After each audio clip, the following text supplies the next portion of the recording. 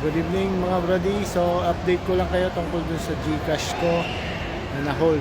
So, mga brody, after investigation, wala namang kinasangkutan na anything or illegal activities yung GCash ko.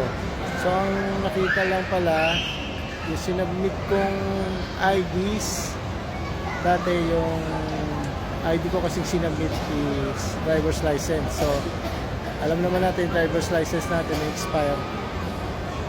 Doon na-detect ng AI daw na system ni GCash na expire na yung ID ko, kaya bigla nilang hinold. So mga brady, kung kayo rin kagaya ko na driver's license ang ginagamit, so bago pa ma-expire yung mga IDs nyo, mag-email na kayo kay GCash na i-update nyo na yung mga IDs nyo. So mga brody, so ulitin ko lang, yung mga hindi maka-reach sa app kay Gigi, punta lang kayo sa Chrome, hanapin nyo lang si GCash doon, andun na si Gigi, doon kayo makipag-chat sa kanya, doon nyo siya unang-unang makakommunicate. So mga brody, sa lahat uli nakaka-experience na kagaya na experience ko, sinabi ko rin kay GCash na sana next time, kung ID lang naman ang problema, huwag kagad sila nag-hold. So na-email naman tayo, submit naman tayo ng email, siguro naman pwede nila tayo i-update na yung ID pala natin and expire na. So sabi naman nung customer service na nakausap ko, noted naman daw yon. So i-forward nila sa GCash.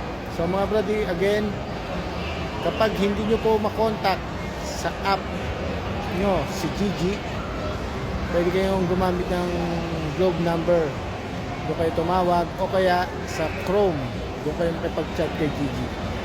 So basta i-be-sure nyo lang mga brady na yung mga documents nyo naka-ready, lalo na yung mga ginagamit ng ID, kung ano yung ginamit yung ID, kung paano kayo nag-open ng GCash account, yun ang hahanapin ni GCash.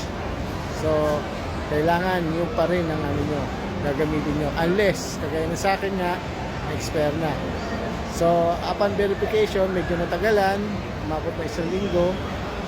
So mga brody, sana nakatulong ulit itong video na to, yung experience ko, sana hindi nyo na ma-experience. Again, kung sa tingin nyo kailangan i-update yung mga information nyo, IDs nyo, unahan nyo na si GCash. Mag-email na kayo kay GCash, o kaya makipag-chat na kayo kay Gigi. So mga brody, hanggang sa muli, maraming salamat nga pala sa team email ng GCash. Kahit na inabot ka na kami ng 100 plus na palitan ng combo, maraming salamat sa customer service na kay Madam Nina. Thank you sa lahat ng GCash. Sana po huwag na